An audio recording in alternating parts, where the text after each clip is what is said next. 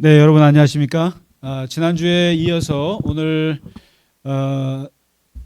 폭력의 전염 이 책을 이제 한번 들어가 보도록 하겠습니다. 지난주에 말씀드렸다시피 그 폭력이라고 하는 것은 사실은 이제 서로 간의 일방적인 힘의 관계가 깨지면서 어느 한쪽의 일방적인 어떤 그 힘의 작동이에요. 그래서 일방적인 작동을 통해서 타인에게 이제 해를 끼치는, 그리고 이제 상처를 주거나 또 피해를 주거나 심지어 죽음에 이르게 하는 그러한 것이 이제 폭력인데, 그러니까 이제 폭력이라고 하는 것은 사실은 그 일방적인 것, 이것을 이제 주의 깊게 보면 되거든요. 그런데 이 폭력이 가장 많이 나타나는 현상이 뭘까? 또 이 폭력이 가장 극단적으로, 가장 잔인하게, 그리고 모든 폭력을 다 보여주는 그 우리가 이 인류 역사에서 볼 수 있는 현상이 뭘까? 그건 바로 제노사이드라고 하는 거예요. 여러분, 제노사이드라고 하는 말은 사실은 그 라파엘 렘킨이라고 하는 유대계 법학자가 만든 말이에요. 참 이분이 그 라파엘 렘킨이라는 분이 홀로코스트 때 자기의 가족들, 대가족인데 한 49명쯤 되는데 다 죽어요. 다 죽고 혼자 겨우 살아서 미국으로 망명 갔다가 다시 독일로 돌아와서 이 사람이 그 유엔에다가 끊임없이 이렇게 죽이는 건 처음 봤다. 그리고 어떻게 한 민족 자체를 없애는 이런 걸 용어를 만듭니다. 그래서 유엔에다가 끊임없이 건의를 해서 만든 말이 제노사이드라는 말이에요. 그래서 인류가 어떤 인종이나 특정한 종교나 또는 특정한 민족이나 그리고 민간인들을 없애거나 또 제거하거나 살해하는 모든 행위들을 일컫는 말을 이제 제노사이드라는 말이 이제 국제적인 용어가 됐는데요. 이런 제노사이드가 이제 20세기에만 해도 한 50건 이상이 발생을 해요. 그래서 뭐 여러분 아마 들어보셨을 거예요. 뭐 캄보디아 킬링 필드, 그리고 오스만 투르크가 했던 아르메니안 제노사이드, 그리고 무슨 마오쩌둥의 문화 대혁명, 대약진 운동, 그다음에 스탈린의 엄청난 자국민들 죽인 것들, 그다음에 루안다 대학살, 또 이디아민, 인도네시아, 파키스탄, 뭐 이루 말할 수 없고 최근에 이제 그 로힝야, 우리 선교사님과 계신 미얀마에 그 불교 국가를 만든다고 그렇게 로힝야 족들을 죽이는 것들. 그러니까 사실상 이 집단 학살, 민간인들을 죽이는 게 너무 많은 거예요. 그러면 이제 이러한 그 많은 사람들을 대량으로 죽이는데 그게 히틀러나 또는 스탈린이나 또 마오쩌둥이나 또 폴포트 같은, 또 김일성이나 또 수많은 이디아민이나 수많은 독재자들, 그런 사람들, 미친 사람들의 짓이냐? 근데 그게 아니더라는 거예요.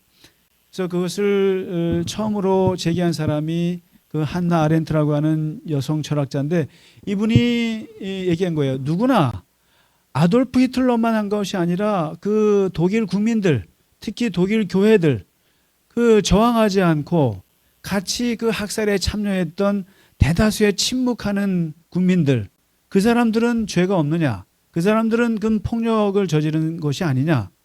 그러면서 폭력은 특별한 사람들만의 것이 아니야. 누구나 집단 학살의 가해자가 될 수 있다. 그리고 너도 폭력의 사람이 될 수 있다.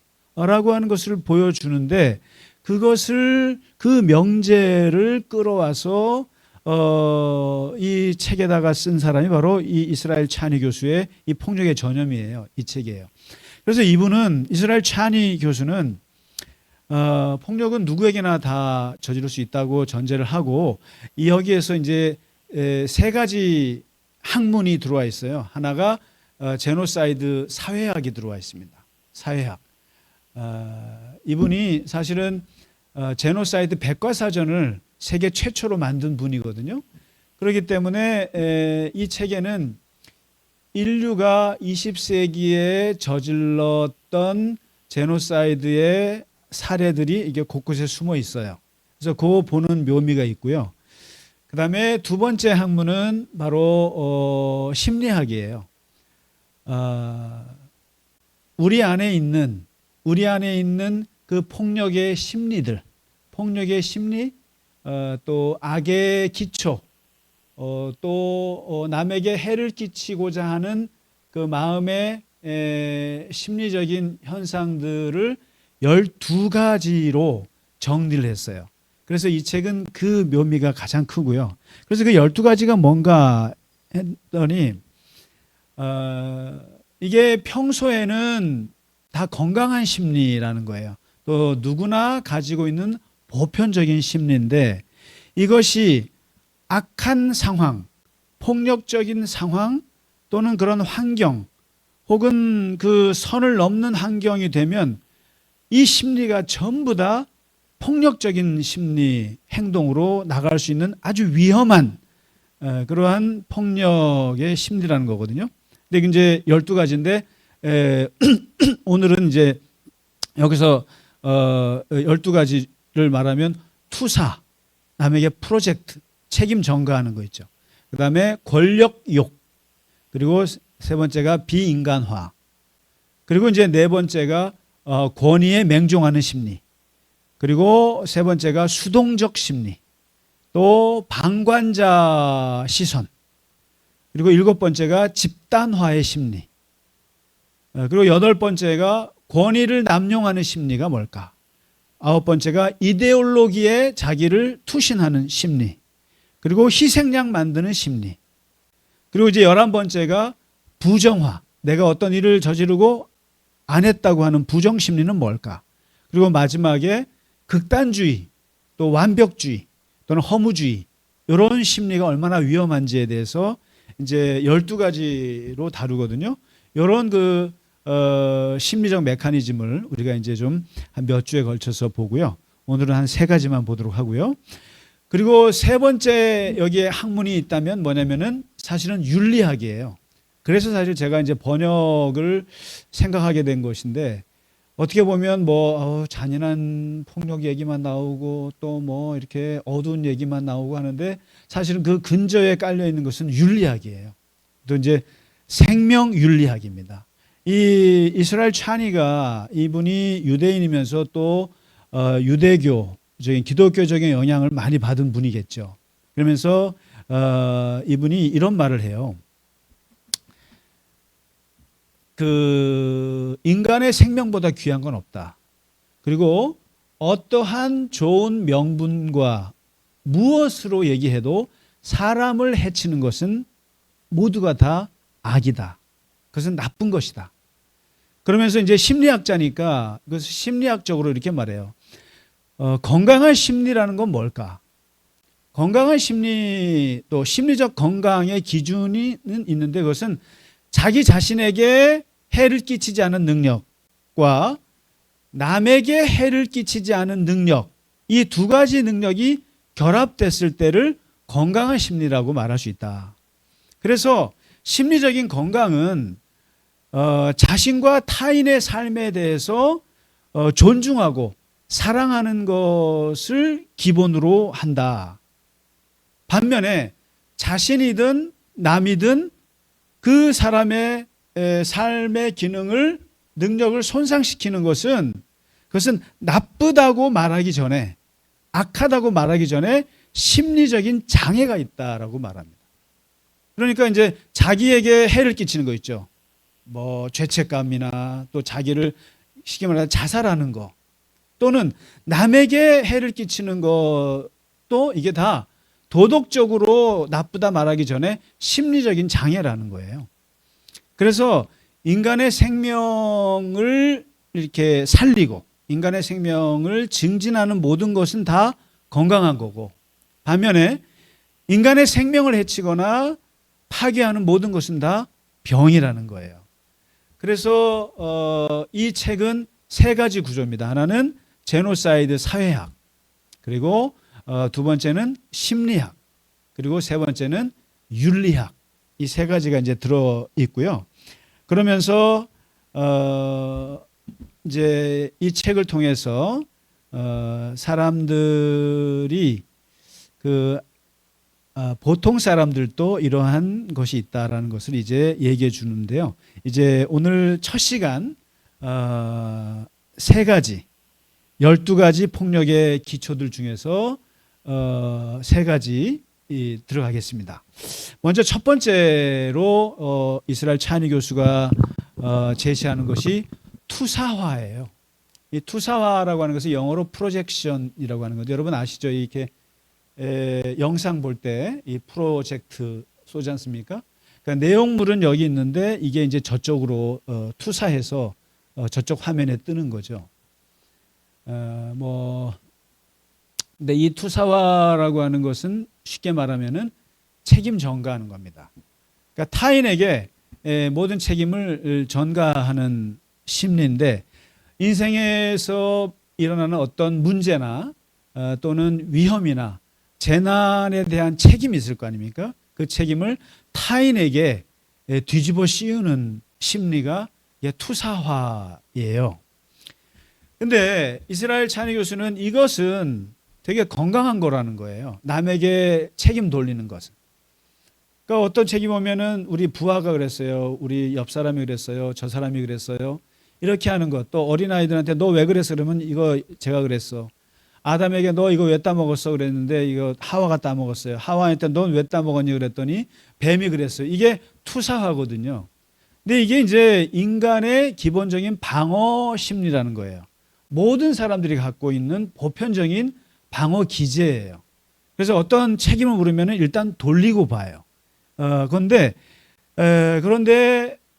이것이 어떤 정치 지도자가 이것을 국민들에게 어떤 정치적으로 사용했을 때는 어마어마하게 무서운 폭력이 될 수 있어요.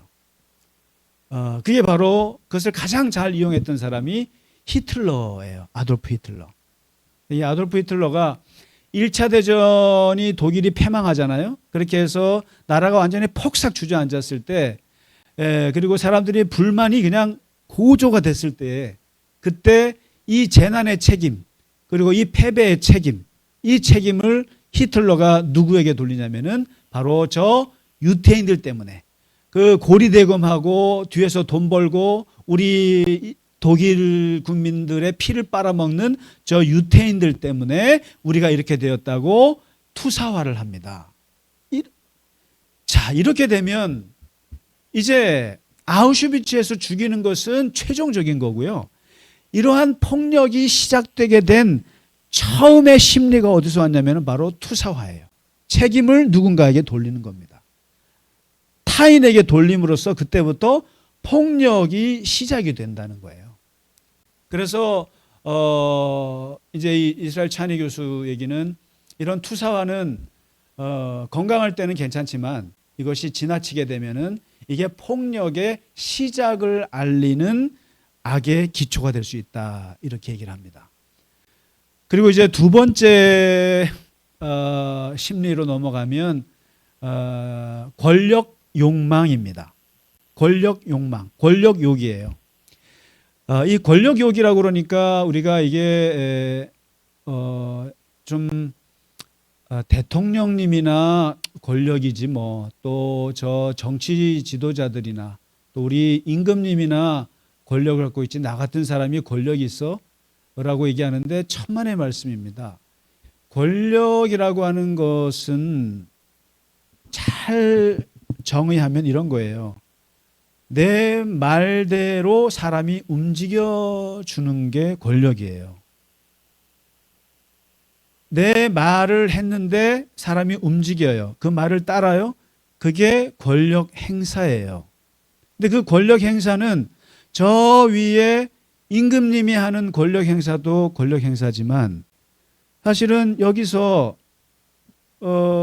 주차 관리하시는 분이 이보시오, 저 차를 저쪽에 대시오 라고 했을 때 저 사람이 차를 옮기면 권력 행사가 되는 거예요. 집에서 어머니가 자식에게 얘야 방 좀 쓸어라. 그런데 얘 어머니 그러면 권력 행사가 되는 거예요. 그런데 안 해. 그러면은 어머니의 권력은 거기서 행사가 안 되는 거예요. 그러니까 권력이라고 하는 것은 무슨 정치인들만 하는 것이 아니라 내 말이 통하면 권력이에요, 이게. 그런데 안 통하면 이게 권력이 안 되는 거예요. 그런데 인간이 가지고 있는 가장 강력한 욕망의 정점에 있는 게 뭐냐면 바로 권력욕이라고 그래요. 뭐 물질욕, 그다음에 무슨 뭐 건강에 대한 거, 학력, 그다음에 뭐 성욕, 또 많은 인간의 욕망이 있잖아요. 근데 그 중에 가장 위에 있는 게 바로 권력욕이에요. 내 말대로 사람들이 움직이는 거. 그래서 인간에게는 이 권력에 대한 욕망이 다 있어요. 누구나 있어요. 교회에는 없을 것 같으세요? 많아요. 목사 많아요. 그런 권력욕이 있는데 내 말대로 움직여지는 거에 대한. 근데 그게 평소에는 건강한 권력은 사람을 에너지가 있게, 사람을 건강하게 살게 한다는 거예요. 사람의 활력이 있고. 그렇잖아요. 제가 어떤 일을 할 때 김 부장 이거 해서 이거 이렇게 처리해요. 예. 하면 탁탁탁 하면은 이게 다 기분 좋은 일이고 또 이게 통하면 사람이 굉장히 긍정적이 되고요. 그리고 굉장히 활력이 있고요. 에너지가 넘치게 살 수 있어요. 내 말이 영향력이 있으니까요. 얼마나 좋습니까? 그런데 이 권력이 도가 지나칩니다. 항상 과도한 권력을 추구하게 된다는 거예요. 그래서 사람들이 이 권력을 내가 누군가에게 말하는 게 통하는 것을 증명해 보고 싶은 거라는 거예요. 그래서 거기에 살맛을 느끼는 건데 이 과도한 권력욕에 가장 많이 취하는 사람들이 누구냐면은 독재자들이에요. 독재자들입니다. 그 나폴레옹이 이런 적이 있다고 그래요. 나폴레옹이 자기의 말 한마디에 군인들이 목숨을 걸고 움직이는 걸 보이기 위해서 아마 러시아 정복 때였는가요? 한 연대를 절벽을 넘어서 죽을 때까지 행진하라고 명령을 내렸대요. 다 죽었죠. 근데 눈 깜짝하지 않죠. 근데 이 나폴레옹 우리 왕이 명령한 것을 그냥 따르는, 복종하는 것을 보면서 쾌감을 느끼는 거예요. 내 말이 통하는구나. 그래서 이것을 뭐라고 하냐면은 권력 중독이라고. 권력 중독. 타인을 마음대로 통제하고 불필요한 요구를 할 수 있는 힘이, 이거 그러잖아요. 가서 죽을 때까지 행진해. 불필요한 거지 않습니까? 근데도 그것을 힘이 있다는 것을 내가 보여주고 내가 인식하는 것이 이건 중독에 빠진 거죠. 그리고 이런 중독은 권력에 대한 그 유혹이 있다는 것이고, 그래서 이러한 그 권력의 중독에 빠진 사람들은 세디즘으로 빠진다는 거예요. 가학증, 잔인한 것까지 이제 시키게 된다는 거예요. 그래서 이것을 가장 잘 보여준 예가 있는데 이 책에 나옵니다만은 그 스탠포드 대학에서 필립 짐바르도라고 하는 그 학자가 감옥 시뮬레이션 그 실험을 해요. 그 스탠포드 대학 학생들 얼마나 똑똑하고 공부 잘하고 착하고 뭐 그러겠어요. 대체로 정상적이고 매너 있고 그러겠어요. 근데 그 학생들을 모아가지고요 두 그룹으로 나눠요. 하나는 간수로, 교도관으로 나누고 하나는 죄수로 나눠서 며칠을 감옥 생활하도록 이렇게 세팅을 해서 해봐요. 그런데요, 그렇게 착해 보이고 매너가 있어 보이던 그 스탠포드 학생들이 교도관이 되니까, 간수가 되니까 얼마나 그 죄수들을, 그 친구들을 학대하는지 너무나 학대를 해서 짐바르도와 그의 부인이 그 실험을 중단했다는 거예요. 이게 뭐냐면 누구든지 어떤 간수라고 하는 권력, 야 가서 밥 먹어, 나와서 청소해, 화장실 가라고 명령했는데 사람들이 딱딱 들을 거 아닙니까? 그것을 보고 그 권력에 취하는 거예요. 권력에 취하면서 점점점 더 학대하더라는 거예요. 근데 그 사람이 누구냐? 평소에 너무나 공부 잘하고 너무나 매너 있고 아주 착한 학생, 거기에 충격을 받은 거예요. 진바르도가.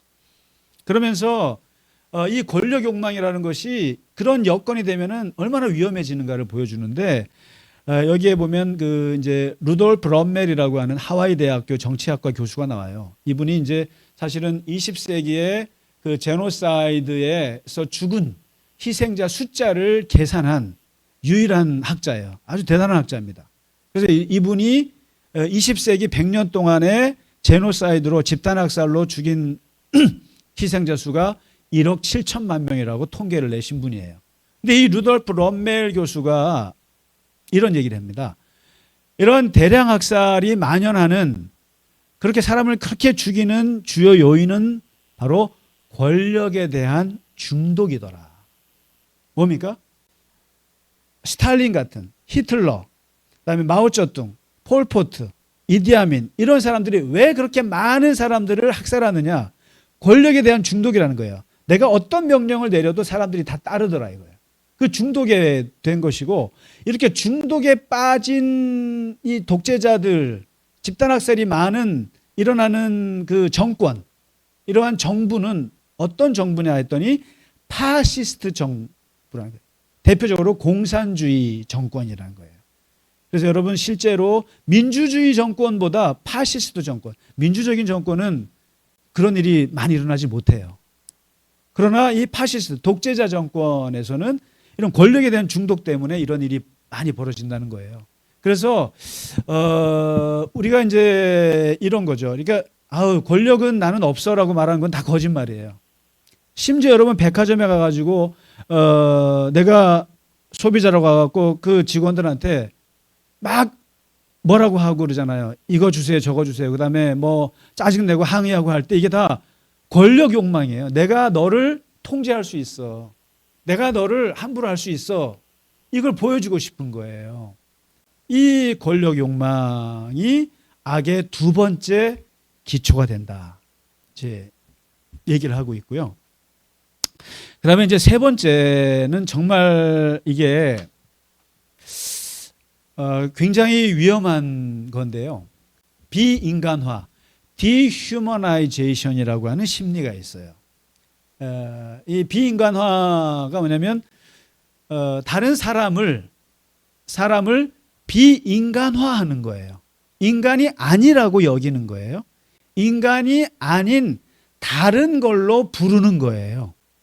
그래서 타인을 낯선 우리 중에 우리 사람이 아닌 다른 사람을 일단 분류해요.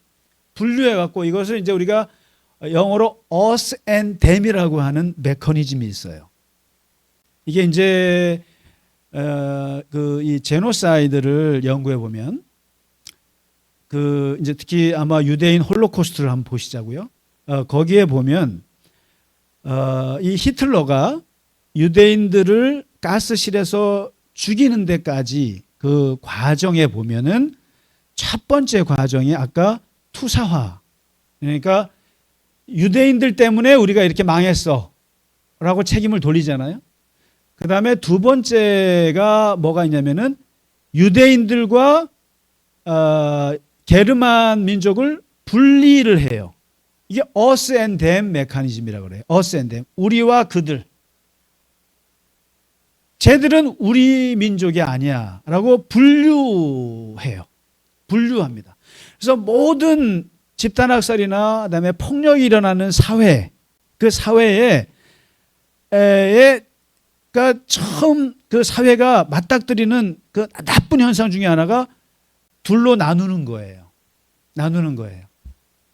그래서 우리나라에서도 한때 영남 사람, 호남 사람, 우리가 이제 남한과 북한, 남자와 여자, 기독교인과 비기독교인, 이렇게 나누는 거에 익숙해지잖아요. 그 사회가. 그러면 이제 이 사회가 폭력 사회로 들어가는 이제 문에 들어섰구나라고 보시면 돼요. 그래서 특히 이렇게 분류하는 거 있잖아요. 분류하고 낯선 사람으로 분류하고 이방인으로 분류하고 유대인으로 분류하고 이게 굉장히 이제 위험한데 이 분류가 이루어지고 나면 이 타인으로 분류된 us and them, them으로 분류된 저 유대인들, 그다음에 저 이방 사람들, 저 난민 사람들, 저 다른 나라 민족 사람들, 이렇게 이 사람들을 좋게 부를까요? 아니죠. 좋게 부르지 않습니다. 그 사람들을 이제 비인간화를 해요. 이게 이제 말이 비인간화라고 하니까 어려울 수 있지만 쉽게 말하면 이런 거예요. 저 유대인들이 있잖아. 유대인들은 저거는 바퀴벌레야. 기생충이야. 나병 환자야. 쟤네들은 우리 독일에 들어와 있는 암덩어리야. 질병이야. 전염병이야. 그리고 세균이야. 쥐야. 개야. 돼지. 심지어 쓰레기야. 그 다음에 우리 기독교인들 같은 경우는 마귀야, 사탄이야 이렇게 불러요. 이걸 뭐라고 하냐면은 비인간화라고 그러는 거예요. 그래서 이게 그 사람들을, 유대인들을 사람이라고 생각하면 못 죽여요. 사람이라고 여기면 절대로 못 죽입니다. 사람이 사람을 어떻게 죽여요? 사람에게는 하나님이 주신 양심이라는 것이 있어서 사람이 사람을 못 죽입니다. 그런데 사람이 사람을 죽일 수 있는 결정적인 메커니즘이 바로 이 비인간화 메커니즘입니다. 비인간화 심리예요. 쟤네 사람 아니야. 쟤네 쥐야. 쥐는 죽여야지. 기생충이야. 기생충 박멸해야지. 전염병이야. 전염병은 무조건 다 막아야지. 코로나야. 다 백신으로 죽여야지. 그래서 이런 식으로 불러요. 그래서 한번 여러분 보세요.